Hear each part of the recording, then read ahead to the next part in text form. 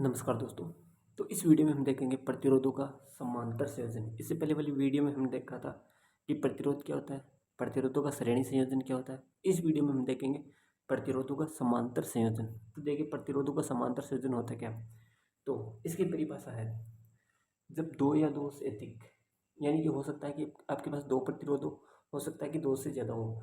तो जब दो या दो से अधिक प्रतिरोध के सभी प्रारंभिक सिरे, यानी कि आपके पास यहाँ पर दो प्रतिरोध है, एक प्रतिरोध R1 है, दूसरा प्रतिरोध R2 है। दो या दो से अधिक प्रतिरोधों के सभी प्रारंभिक सिरे, यानी कि ये इसका प्रारंभिक सिरा है और ये इनका अंतिम सिरा है। एक बिंदु तथा सभी अंतिम सिरे एक बिंदु से जोड़ दिया जाए तो उसे प्रतिरोधों का समांतर संयोजन कहते हैं।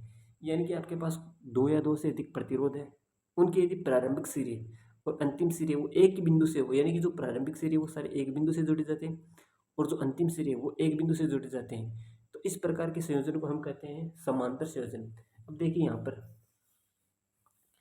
जैसे यहाँ पर आपके पास प्रतिरोध है R1 R2, इनके जो प्रारंभिक सिरे, ये इसका प्रारंभिक सिरा, ये इसका प्रारंभिक सिरा, ये यदि एक बिंदु से जुड़ जाए, यहाँ पर कोई एक पॉइंट उससे जोड़ दिया है इनके प्रारंभिक सिरे को, और जो अंतिम सिरा R2 का और R1 का, उनको एक पॉइंट बी है, जो पॉइंट बी है उससे कनेक्ट कर दिया दोनों को, तो इस प्रकार के संयोजन को हम कहते हैं समांतर संयोजन।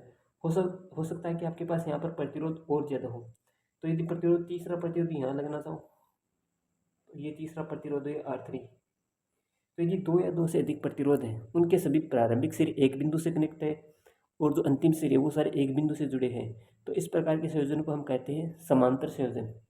जैसे यहाँ पर समांतर संयोजन में सभी प्रतिरोधों के सिरों पर एक समान वोल्टेज होता है, यानी कि यदि सारे समान जो सारे सिरे हैं, अब देखिए यहाँ पर ये आपने बैटरी लगाई है, इसका वोल्टेज V है, इसमें विद्युत धारा प्रवाहित होगी I, तो वो धारा है वो जितने प्रतिरोध उनमें बढ़ जाएगी। जैसे प्रतिरोध R1 है, ये प्रतिरोध R2 है, तो यहाँ से धारा I निकली, तो ये धारा प्रतिरोध R1 है उसमें I1 धारा प्रवाहित होगी, और जो प्रतिरोध R2 है उसमें I2 धारा प्रवाहित होगी, लेकिन जो टोटल धारा है वो यहाँ पर I है।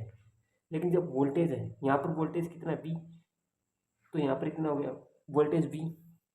अब देखिए ये कह रहा है कि समांतर संयोजन में सभी प्रतिरोधों के सिरों पर समान वोल्टेज होता है। अब देखिए यहाँ पर वोल्टेज V है, तो इस पॉइंट पर भी क्या हो गया, ये सिरा यहाँ से तार जुड़ा हुआ है, तो इस पॉइंट पर भी वोल्टेज V, इस पॉइंट पर भी वोल्टेज समान है, और इस पॉइंट जो पॉइंट B है उस पर भी वोल्टेज समान है। तो समांतर संयोजन में सभी प्रतिरोधों में जो वोल्टेज है वो समान होता है, लेकिन जो धारा है वो अलग अलग होती है। इसके विपरीत जो श्रेणी संयोजन है उसमें धारा है वो समान होती है और वोल्टेज डिफरेंस है वो अलग होता है। और यहाँ पर क्या होता है कि वोल्टेज तो समान है लेकिन धारा अलग अलग है। प्रतिरोध R1 में I1 धारा प्रवाहित हो रही है, प्रतिरोध R2 में I2 धारा प्रवाहित हो रही है। तो ये था प्रतिरोधों का समांतर संयोजन।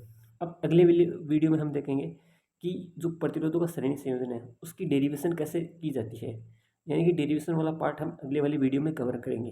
यदि आपको वीडियो अच्छा लगे तो लाइक करना, शेयर करना और चैनल को सब्सक्राइब करना न भूलना। Thank you for watching this video.